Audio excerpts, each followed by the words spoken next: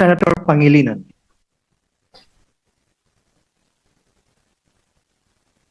Ako po ay bumuboto ng no. Pinakinggan ko ang mga sponsorship speeches ng ating mga kasamahan. Tama naman. May basehan para sa humanitarian consideration dahil may edad na. Hinihingi ng isang paraan para ma-house arrest. May basehan po ito base sa mga argumento na nabanggit kanina. Subalit,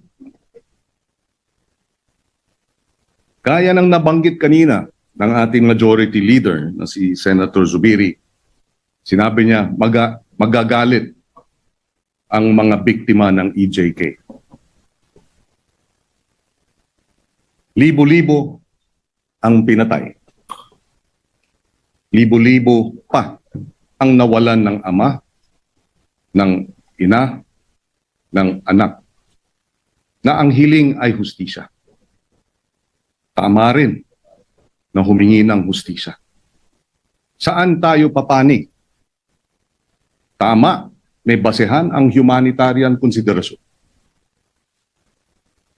Ngunit may basehan din yung daing at yung dalamhati at yung masasaktan na libo-libo nating mga kababayan